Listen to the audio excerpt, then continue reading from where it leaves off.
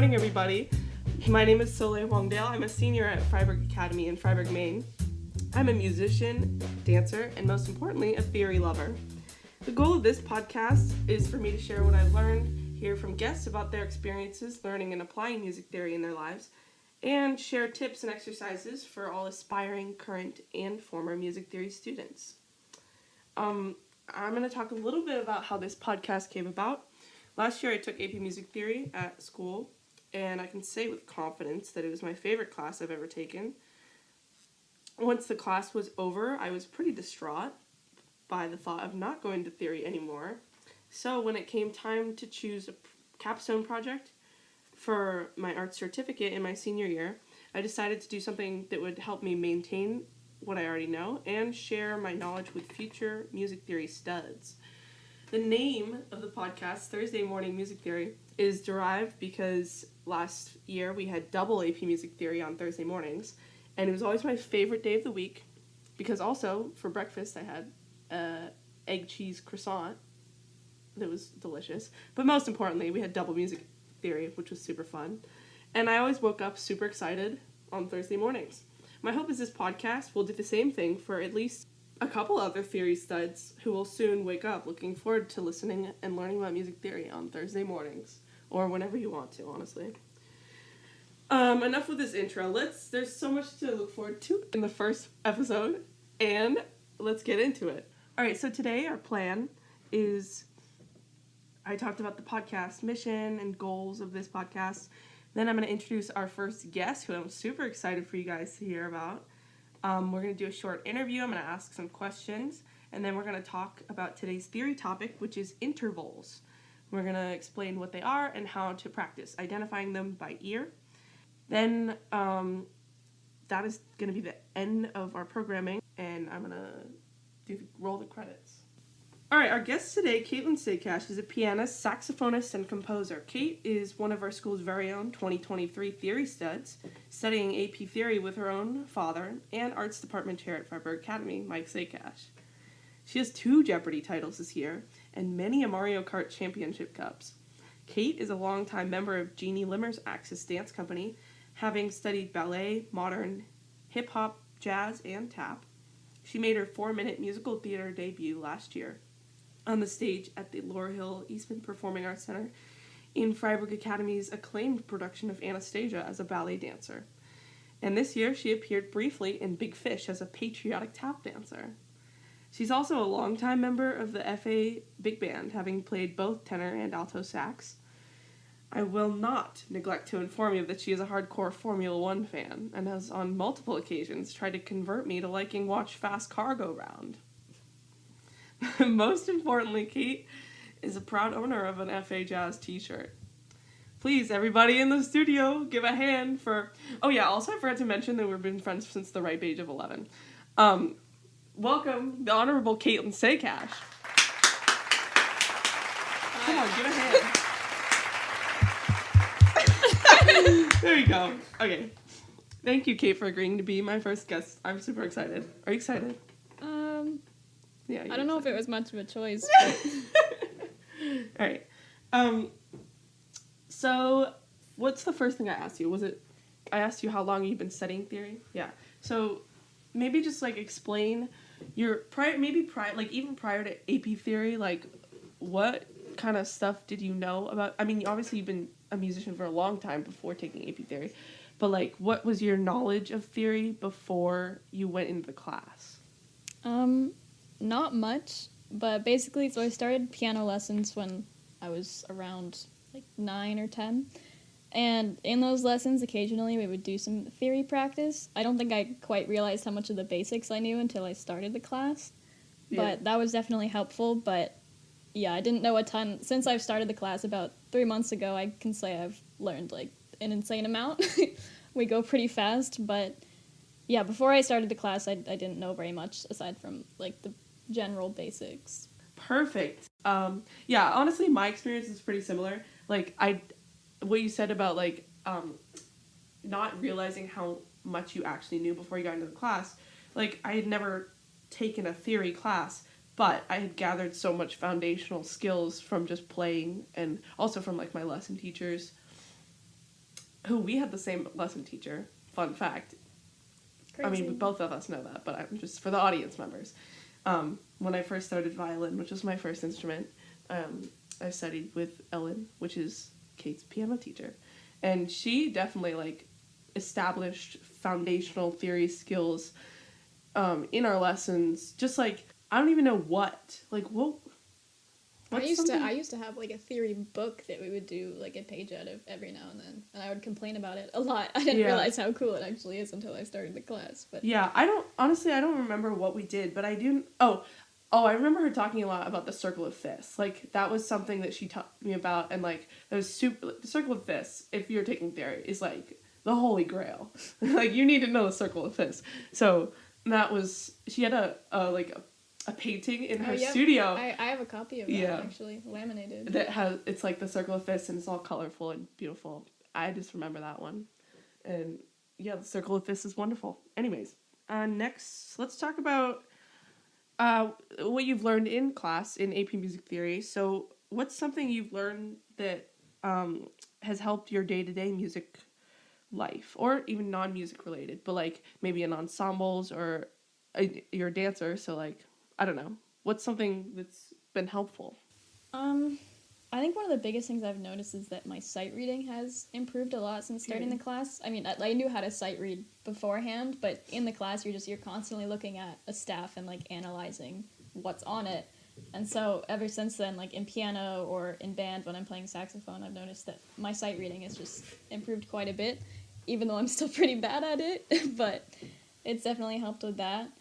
Also, it's nice to just start to get an idea of like having a general understanding of what's going on in music, because I hear music constantly in my life, whether I'm playing it or I'm in the car or I'm at dance or I'm hearing my dad practicing in the basement. But just having an understanding of all the different layers of what's going on and kind of having a better appreciation for what's going on and the amount of like thought and complexity that goes into this one piece of music. And then also, of course, with dance, I think for the whole time I've been involved with music, that's always helped with dance, just in terms of like understanding rhythms and tempo and dynamics and all of that. Yeah. But theory's probably enhanced that a little bit, but yeah. Cool. Yeah, I totally agree with like the sight singing or sight reading part, because I took chorus the year before I took theory, and we did a lot of solfege stuff, and that helped me when I went into theory, because of course you use solfege all the time, especially for sight singing or dictation, stuff like that. But I was already fine at like sight reading and sight singing because I took chorus and we did a lot of that in chorus, but I got so much better like really fast in theory because we're doing it all the time, and it's helped me on my other, like on my main instrument, trombone, and like and my secondary instruments, because like I can kind of know what the melodies sound like before I play them. Like if I'm sight reading I was actually going to talk about this later, but why not? I was playing horn in the musical, and like a lot of what helped me learn the music was being able to recognize what the melody sounded like in my head before I try to produce a sound on the horn. I'll talk more about that later, but yeah, definitely the sight singing part I agree with. That was sight reading and sight singing improved very fast. Let's talk specifically about your career as a dancer. Career? Yeah, I don't know. So how has having a musical background and like knowing about music theory and I don't know, like time signatures and tempos and how does that help you as a dancer? It's incredibly important, I think, just because being able to stay with the music, because I think a lot of dancers that I know might think of it as like you're dancing to the music and the music is just assisting you in that way, but I like to think of it more as like the music is part of the whole performance. Like it's not just something that the movement goes to, it's like it's part of the movement. And so having a musical understanding, especially just with like timing and tempo and just overall musicality, it's really important, especially with tap. Oh yeah. It's very easy to start rushing, even when I've been involved with music for years. So I think having that understanding definitely helps with just knowing that you're with the music and that you're where you need to be at certain parts of the dance. And then in terms of like time signatures, we dance to like such a large variety of music that it's important to know how to count different types of music, because like recently we did a dance in 5/4, and so it's really important to know how to count the measures. Just so that you can stay on time, you can stay with the group. And sometimes like the dance should accent the main beats of the time signature. Like if it's a waltz, you accent beat 1. If it's like, I don't know what in 5/4 what you do, but like it's definitely important.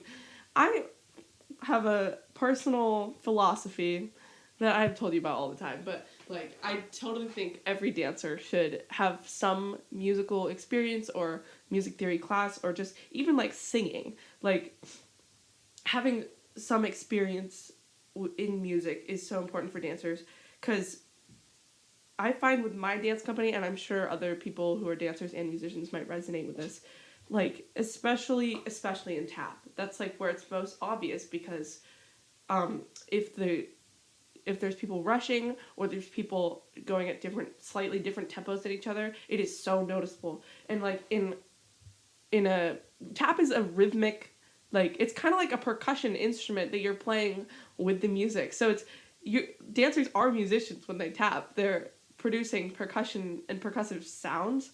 So it like having a good sense of time is so important. And I find like sometimes in the studio it's not bad. Like when we're rehearsing our tap dances, like it's acceptable, but when you get on stage and the nerves the adrenaline hit, like the nerves take over your body and people start to rush so much. And as a musician, I'm always trying to hold back and like stay with the music, but then it looks like I'm behind and everyone else is 10 against right. 1. It's like you don't know whether to be right with the music or be right by being with everyone else. So it's a complicated thing to navigate, and that is I'm gonna get off my soapbox about why dancers should also be musicians. I mean, I agree with everything you said. Yeah, so that's good. Let's talk about what concepts in theory have interested you so far. Like, what's something you learned that was like either super helpful or just like super interesting, and like, because like sometimes I remember last year when I was taking the class, I'd like learn something and then I'd go and listen to something, or I'd play in rehearsal and then I'd identify it, and I feel like I knew a little secret. Like only a select group of intellectuals know this, and like it's super fun to identify that kind of stuff. So is there something you've experienced like that? I mean, I've honestly really liked ear training so far. It can definitely be frustrating, especially when musictheory.net doesn't tell you what the right answer is when you get it wrong. But I really like it, and I think it's really cool to have that ability just when you're listening to music in your day-to-day life, because you can be like, oh, I know what that interval was, or I know what kind of chord that was, and it's just really neat. And I've also loved just in the class whenever we listen to just a piece of music and then we just analyze all the pieces of it, like the textures and the orchestration and the meter. Yeah, that was one of my favorite things to do too. Yeah, and just like going that deep into a single piece of music and just really analyzing it is always very cool. Yeah, like after we do those things, like we'd like listen to a Bach chorale, or like, I don't know, any kind of, usually it was like 18th century classical like piece in class, and like the amount of detail that Mr. Sakash would like pull out of the music and have us pull out of the music, like not just about like we'd go over instrumentation and like time signature and like the dynamics and like and even pull out, like once we got into the nitty gritty, like in the later parts of the year, we'd start pulling out things like suspensions and like what are the cadences and stuff like that. And it is so interesting to go that deep into a piece just by listening. And then also sometimes we'd look at the score and you get to see different parts and how they move together or apart, like what kind of texture it is, like that kind of stuff is super interesting to me as well. Oh, okay, this one's interesting. So It's been like a hot second since I took theory. Give me a quiz. Quiz me on something. What's something you're learning right now that like ask me anything and hopefully I'll give you a correct answer. Give me a second to think about this. Okay, you think about it.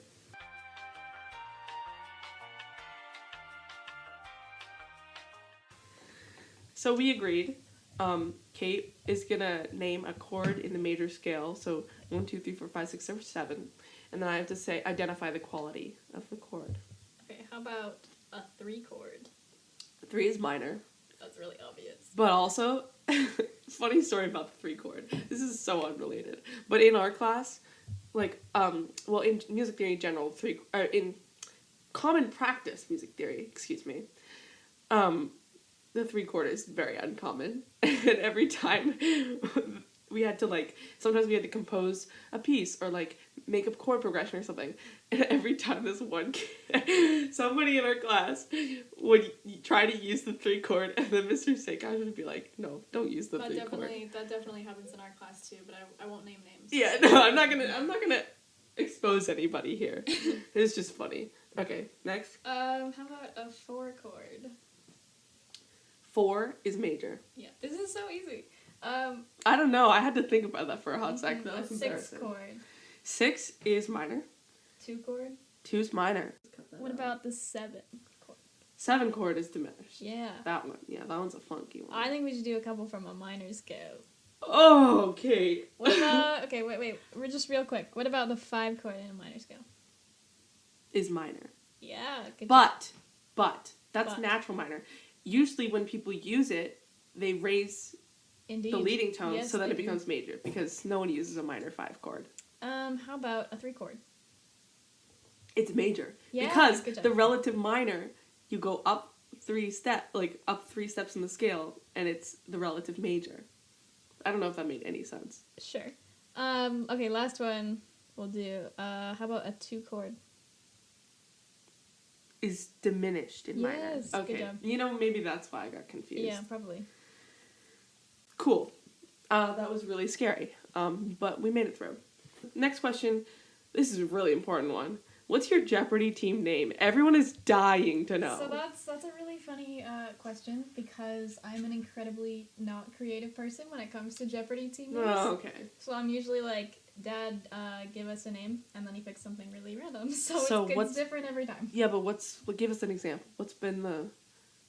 Give us the deets. Okay, last time we played Jeopardy was like weeks ago. I don't remember. Oh, I'm sorry. You need to come up with a good name. Come back later I'm and let us know disappointing you, because but- I will. Okay, I'll rattle off some of our good names from last year's class. We had all-time high. This group called Dirt. Their team name was just Dirt. So then every time they did something great, we'd be like, "Yay, Dirt!" And now that's a thing. There's a T-shirt with Yay Oh, there Dirt is. on there. There's Yeah. merchandise. And then me and my partner Sierra had our team name was Sunny Skies because her middle name is Sky and my name means the sun. So That's so yeah, positive. you better come back with a good name. And I'm coming back. Oh no! Please. okay, well you better just let me know We'll and see then I'll about tell the that, people. yeah. I'll let the people know. What people? Yeah, exactly. Who even is listening to this? Okay, my last question before we get into the interval fun.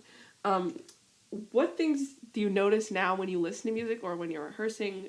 Something you notice now that you didn't notice before and has given you an enhanced understanding, maybe, of music?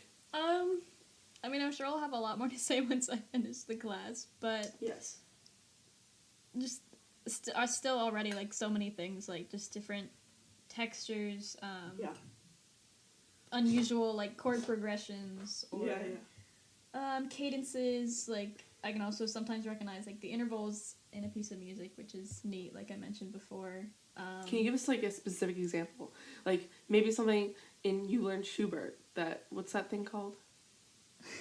What is the piece called? Schubert Opus 90 Impromptu Number 2. Yeah, what's something in there that you could identify because of music theory and you're like, oh, that's pretty cool. Well, I couldn't necessarily identify it, but I was practicing it one time, Yeah. and I played this chord in it, and I was like, wow, that sounds, like, really unusual, and that does not go there, and that's so weird. Okay. So then I was like, Dad, Yeah. come here. and identify this. And then he was like, wow, that's so strange. And what was it?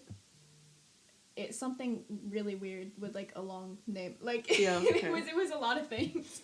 Okay, But, yeah, that's okay. yeah, That's valid. Like sometimes it's just noticing moments. yeah, like sometimes that. you don't know what it is, but you know that it's different. You just realize, and that's cool. It's strange. That's cool enough. Yeah. All right. Cool. Well, thank you for joining me for that lovely interview. What great insights you had. I'm so delighted. All right. Next, we're going to talk a lot about intervals, and I'm super excited because that's like one of my favorite things to talk about. I love intervals. Today, we're just going to cover intervals of a major scale. That's She forgot what the intervals wait. are. I'm just trying to like unison. Is that an interval? What is that thing called when it's just the same note? Yeah. I'm pretty sure people can identify the same note. Yeah. That one's not too difficult. Anyways, major second, major third, perfect fourth, perfect fifth, major sixth, major seventh, and perfect octave. Yay. First, let's talk about what an interval is. For those of you pedestrian listeners. Well, I was going to bring my theory notes from last year and look up the definition of an interval, but then I forgot, and I'm really disappointed in myself. But here we are, and Google is the resource. In music theory, an interval is a difference in pitch between two sounds. It might be described as horizontal, linear, or melodic if it refers to successively sounding tones, such as two adjacent pitches in a melody, and vertical or harmonic if it pertains to simultaneously sounding notes, such as a chord. So that is, according to Google, the definition of an interval. We're going to talk about how to recognize intervals by ear, some helpful tricks and tips, how to practice identifying them, and then how recognizing intervals has helped our overall musicianship. So let's first hit each interval, and the way we were taught in our class to identify intervals and as an introductory lesson was to think of songs that have those intervals in their melodies, or even like bass lines or whatever that are really iconic or something. Some iconic phrase that has an interval, that has that interval in it, because a lot of times you can use that to help you remember what they sound like. So let's just go bottom to top. Mine are like really random sometimes. Yeah, no, mine are the most random. So the thing with this strategy is you have to find the songs that you know, because these songs, I can guarantee you there's someone here that no one's gonna know. Like the most obscure, only if you were in the Freiburg Academy School musical this year, like stuff like that. So it's might not be the most helpful to everybody, but you need each student needs to find their own songs that are appropriate and that they know well. The key is just to know the song well. All right, starting with the major second.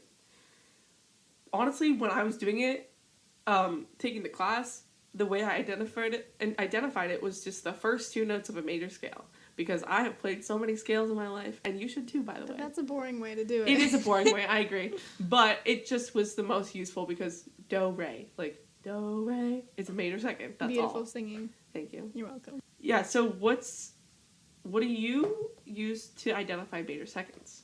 Happy birthday. That's honestly... It's a really common... Let's sing, right? one. I'm not... Happy birthday. That sounded minor. Sorry. That was bad. Yeah, let's try it again. I'm pretty sure you don't want me singing on your podcast. Happy birthday. Alarming. That's a major second. Yeah. That's pretty good. Amazing. Not bad. Cool. So happy birthday and the first two notes of a major scale. I'm pretty sure most people know happy birthday, so if you don't want to be boring, you can use that song. Major third. This one, if you want to do it the boring way, it's the first two notes of a major chord. But I decided not to be boring today. Sir Duke, which is absolutely an iconic song. Yours are actually going to be cool. Mine are just weird and random. And so the opening line, the opening phrase is da da da da, which also happens to be a major chord. So once we get into chords, we'll talk a lot about that.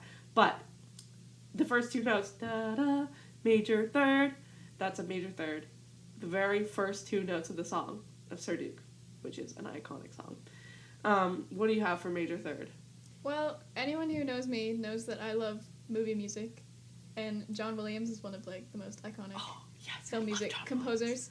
So at a particular part, I won't sing it because that would be really unfortunate for any listeners' ears. But there is one part, one of the main parts of the main theme of Harry Potter has a major third. No. Which part? The part after that. No. It's like the second part of the... There it is. Oh. Yes. Yes. Major third, da da da. Yeah. That's wrong. But it's close enough. Yeah. Okay, I see what you're talking about. You can always put the music in. Yeah. Definitely. Especially in the beginning when you're still using songs to identify intervals, you like I just sing this. I just start singing the song in my head, and if it matches up, then it's the right interval. Cool. That's major thirds. So if you're a Harry Potter head, like you, Soleil. Yeah, I'm a Potterhead. No, I do like Harry Potter, but Sir Duke's cooler, honestly. It is much cooler. Yeah. All right, Perfect Forest. Here we go. The most iconic one, which I'm pretty sure anybody who thinks of a Perfect Forest, they just think "Here Comes the Bride," which honestly is not a great song in my opinion, but it's effective. And at the end of the day, effective is what we want. So, "Here Comes the Bride," Perfect Forest. That's how I do it. I'm sure there's better examples out there. Let's hear it, Kate. What do you have? Okay. Well, sometimes I use that one too, just to like double check myself. It's iconic. It is. Yeah. I also use just because we played Jeopardy so much in AP Theory. I use the like first two notes of the Jeopardy theme. There's a lot of Perfect Force in the Jeopardy theme. There is a lot of Perfect That's pretty Force. good. I like that one. I'm gonna have to take notes. I didn't come up with it. Oh. Okay. Yeah. Let's give credit. Who was it? Well, my dad, Mr. Sakash, was like, wow, you could use the Jeopardy theme. So That's I was pretty like, good. I guess I'll use that. All right.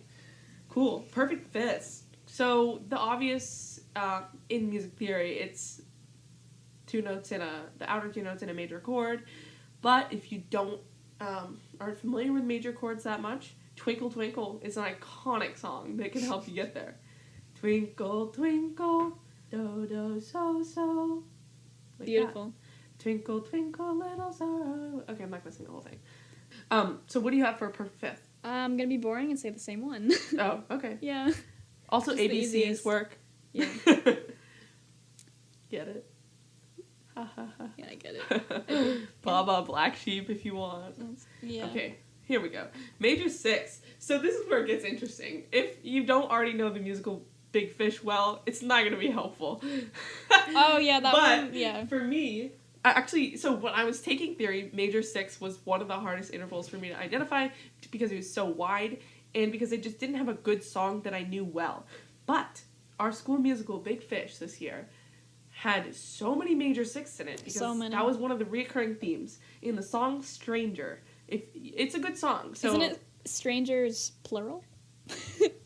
No, it's really? Stranger. Oh, okay, we can cut that part out. Okay.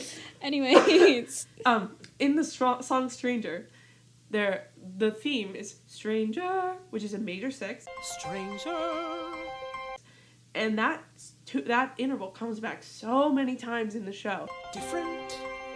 And I was playing horn, and I played so many major sixths, and now that interval is just ingrained in my head. If I want to know what a major sixth sounds like, I just sing Stranger, like that. So, it's pretty niche, but the point is you need to find a song that you know really well. And if you happen to know that song well, then congratulations, you're never going to forget a major sixth. Yeah, so I will admit, ever since I saw that show, like 5.5 times, because I was in it, that has also become one of my methods of identifying a major sixth. There's also, unfortunately, I don't know the name of it, but there's another John Williams piece of music. Ooh. Pretty sure, I think it's from Indiana Jones, but I haven't seen that movie in a very, very, very, very long time. I haven't seen it. But it's one of the themes, another John Williams theme. I don't know the name of it, but I know what it sounds like, so like the Indiana that's Jones helpful. Theme or something. Alright, major sevenths. I'm excited about this one. Let's start with you. Don't start with you. Yeah, no, you gotta start. I know I don't want to start. Okay, here we go. The song Take On Me. Yes! Take on me. That's what made it. Take on Major 7th. Also, to be honest, when I was in the class, I didn't really use a song for this one because, for me, the note T in a scale is so identifiable because it just wants to resolve to do. So I just, when I heard it, like, if I heard a major 7, da da, it wants to resolve up, da, like in the song, Take On Me, take on me, it resolves up to do. So I just, like, hear that note, and then in my head I'd go, T-do, T-do, T-do, like that, and then I know that, like, they're T and do are a half step apart, so that it's a major 7th. But if you want to do a song, Take On Me is pretty iconic, so that works too. Yeah, my answer's pretty similar. I also, like, I hear a big interval and it sounds a little strange, and I'm like, it clearly wants to resolve, so it's probably a major 7. Yeah, major 7s are weird because, like, it's called major, but to me it doesn't sound the same way other major intervals sound. Like, it's so tense because it just wants to resolve to do. It's so tense. To go to do. So yeah. They're super distinctive for me. But if I do have to use a song, my song is also Take On Me. Yeah. Just a little call-out moment. Yeah. My dad actually didn't believe me at first that there was a major 7th in the song. So we got home from class, and I played it for him, and he was like, I'm so sorry, I was wrong. Oh, dragon. Yeah. He apologized, felt so bad. Yeah. It's okay. But anyways, teachers make mistakes. They do. They get it. Yeah, so major 7th, interesting interval, but yeah. All right, and to round off this interval fun, perfect 8ths, which honestly should be pretty easy because it's the same note but an octave up. But if you want to have the fun of you putting a song to it, Somewhere Over the Rainbow is iconic. That's also mine. Somewhere, like that. Somewhere over the rainbow. So that's it for how to identify intervals. The songs should be a jumping off point. So, like, when you're first learning how to identify them by ear, that's a good way to, like, jump off. But eventually you'll just hear them so often and identify them so often, hopefully, that you just know without having to go through the song process. Like, now I hear a perfect 4th, I'm like, oh, it's a perfect 4th. I hear a perfect 5th, oh, it's a perfect 5th. A major 7th, like, it's a major 7th, that's all it is. Before I had to go through the steps. There's more, like, when you're first learning, you have to go through the tiny itty bitty steps, but then once you get better, you just jump to the top. That's it, yeah. Alright, next I want to talk about some advice on how to practice identifying intervals after you have all these songs in your tool belt. So one of the things I wrote down is to use solfege. Solfege is super helpful, one of my favorite things. It's like one of my favorite musical inventions, honestly. I love solfege. Some people don't like it, but I'm a huge fan. What I did, like, instead of using songs to identify intervals, is I would start at the lower note and sing up the scale. And if it's, for intervals that are not within a major scale, it's a little bit different. But if you're just doing intervals within a major scale, I just go do, re, mi, fa, sol, la, ti, do, all the way up until I reach the note. So, like, say it was a perfect 5th that was played, I'd go do, re, mi, fa, sol, do, so, like that. And then identify the intervals by singing up the scale. And eventually you can do that in your head. You can sing, like, it's good to train your inner ear that's not, like, I don't know what it's called, but, like, you know how you can, like, hear melodies in your head without vocalizing them. Yeah. So now, like, if I hear an interval, I do that in my head. I sing up the scale. Another way, a good thing to do is sit down at a piano. The piano, as Mr. Sakash says, is it's like the foundational theory instrument. Like, you can see everything right in front of you. You don't have to worry about being in tune or out of tune, like, because the piano is just tuned how it is. Which may be out of tune, but true. as we know from the music building piano. Yeah. But sit down at a piano, play 2 notes at random with your eyes closed. I would do this all the time. I'd just go to the music building during lunch. I'd sit down, close my eyes, and just play 2 random notes, and then identify the interval by ear, and then open my eyes and count. You could count the half steps. You could look at what key you're in, what scale, any kind of way to confirm that on the piano with your eyes. But that is just way to by brute force, just remember. Brute force. Or just practice, identifying intervals. Another thing to do is just try identifying them in your other musical endeavors, like when you practice. Like if you're practicing for ensemble, or you're doing a rehearsal, or you're practicing solo music or whatever. You just hear the intervals you're playing, or maybe you hear harmonic intervals between sections. So like I'm sitting in the trombone section in jazz band, and the kids next to me are playing we're playing Tribute, this tune called Tribute, and Yay big band. And at the end of a phrase, we hold this long note, and me and another trombone player are holding a minor third. And I wrote that in my music because it's important because I'm playing this really high, it's like a high B natural or something. And sometimes it's not always easy for me to hit that note right out of the gate. But now that I know that there's a minor third in between me and the trombone too, then I can confirm if I'm playing the right note or not by listening to the interval. So it's not only a way to practice identifying them, but also to confirm what you're playing is right. So intervals are so helpful for musicianship. The next thing I wrote down was just write them in your music and parts. So this is very tied into what I was just talking about, in rehearsal or whatever, in the musical. This is what I was going to talk about. Everything comes back to Big Fish. Everything comes back to Big Fish. I briefly talked about it earlier, but in Big Fish I was playing French horn, which is infamously a very difficult instrument, because the partials, which I'm not going to go into detail about this, but the partials are close together. Generally, it's just difficult to play because it's so easy to hit a wrong note that is close to the right note, but it's not the right note.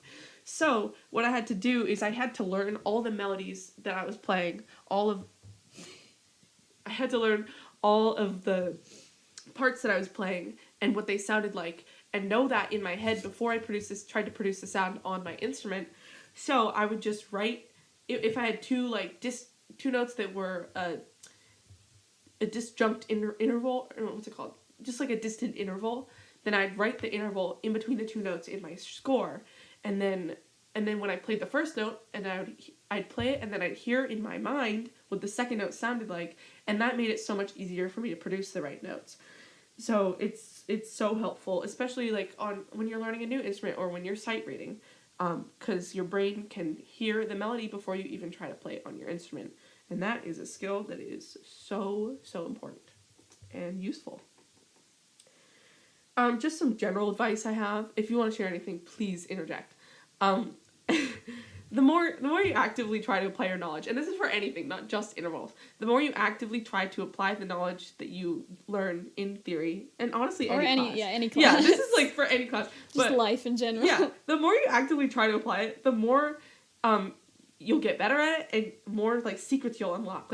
I said this earlier, but it truly feels like when I listen to music or when I play music, I am in on a secret little, a little inside joke. It's not funny. It's just really interesting. Maybe it is funny. Well, yeah, sometimes it's funny. Honestly, yeah, sometimes the things you hear are really, and you can identify what it is kind of funny. But it feels like a secret, a tiny little secret for only a select few. I mean, obviously all kinds of musicians out in the world know the same things I know, and they know much more. So it's a little secret for a lot of people. Yeah, exactly. But it still feels pretty cool, to know what I know, and I'm sitting next to people who don't know that or whatever, and I get to share it with other people, and that's why I do this podcast, because I get to share my little secrets. You love sharing. I love sharing my little secrets. Love sharing. But yeah, so generally, just the more you try to apply it in your music, the knowledge about intervals and anything else in your life, the faster you will get better at it. So just do it. Just go, and next time you go to rehearsal for big band or vocal jazz or the musical, or you're rehearsing for rock band, I don't know, whatever you do, identify your intervals, and it's so fun and so much. You're just gonna have so much fun. This has become a motivational monologue. Oh my gosh, I'm sorry, I'm gonna shut up. No, it's good. It's good. It's fine. Okay. It's important. Okay. The last thing I'm going to touch on about intervals before we wrap up is how has recognizing intervals helped improve my overall musicianship. I talked a lot about Big Fish, the musical, sight reading in general. It helps with other skills in theory later down the road. So I don't know, have you guys covered chord qualities? You've covered that, right? Mm-hmm. Yep. And suspensions, have you done that? Just starting that type of stuff. Okay, just starting suspensions. So chord qualities, super important to know your intervals, because so like a major chord, obviously is a major third and a minor third stacked on top of each other. So if you know those intervals, it's super easy to identify the chord. Whereas a minor chord is a minor third and a major third. So being able to identify the intervals and like which one's on the bottom, which one's on the top, super helpful, especially when you get up into seventh chords, because there's 4 notes, so there's more intervals to identify. But what I would do is I use the bass note of the chord and then compare that with all the other notes in the chord and identify the intervals between the bass note and the third, the bass note and the fifth, the bass note and the seventh. So it really unlocks a lot of opportunities to identify chord qualities, which is super useful for other skills like identifying cadence and stuff. Everything, it all starts at the foundational basics, and intervals is one of those. Another thing, you may have covered this and I was zoning out or something, but one of my biggest weak points in theory is sight singing. Mm-hmm. I have a really rough time with sight singing because we've covered the fact that I am not a singer. Please. But I see, like, I'm looking at the staff and I see 2 notes like really far apart and I'm like, I have no idea what the next note sounds like. I don't know what I'm doing, but then I can look at what the interval is. Yes. And I can say it's like a major 6th or something. I can pull up that random John Williams song or Big Fish. And then I know where I'm going with my questionable vocal chords. Yeah.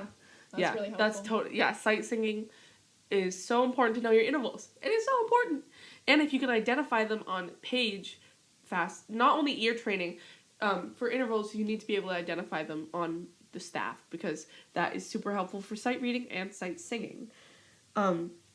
Perfect. And then the last thing I'll say is a little anecdote. For suspensions, intervals are super helpful because, for example, the other day in band, we're playing this piece called Whisper to Their Souls, and it's a very like chorale kind of piece. It's got a lot of moving parts and like harmonies that are interesting. And so many good harmonies. And we played the end of a phrase, and then Mr. Sakash cut us off, and he said, "Does anyone know what that was?" That was just like a little tiny tidbit in the end of the phrase, and then and I thought for a minute, and I was like, "Oh, it's a 4/3 suspension." And the way I knew it was because in my horn part, I played Fa Mi of the scale.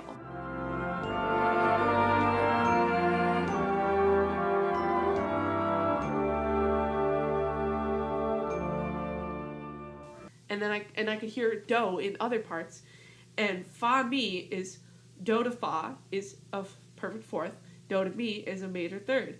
So I could identify because I was playing Fa Mi in my part, and it was convenient that I was playing the suspension. I could identify with a perfect 4th and a major 3rd that it was a 4/3 suspension, and I felt so proud of myself because like I played the piece for a while now and I never identified that. Then once he pointed that out to me, I was listening more carefully and I found 2 other instances in the same piece that had 4/3 suspensions, and it's super cool that I know that now, and now you do too. Indeed. Yeah. So, anyways, intervals are so important for every other skill in theory. In life. Yeah, honestly, they're so important. That is my talk about intervals, and thank you, Kate, for your insightful anecdotes and words of wisdoms. Wisdom? Wait a minute. That's wrong. Yeah, so that's it. I hope you guys enjoyed our first episode. I'm so excited to put this out and see what kind of enlightenment it can bring to people. I guess I'm gonna roll the credits now. Theme music for the podcast is composed and arranged by Isaac Houghton. Musicians are Michael Sakash on saxophones, tenor and alto, Brian Lucy on baritone, saxophone, Quinn Haggerty on trumpet, me on trumpet and trombone, Ethan St. Pierre on drums, and Isaac on bass. Our cover art is painted by Sierra Volman. Recording equipment is thanks to the FA Arts Department. Huge thanks to Mr. Swayze for teaching me how to use this equipment. And also, of course, shout out to my amazing theory teachers who inspired me to do this podcast in the first place. I will be back next week for more Thursday morning fun.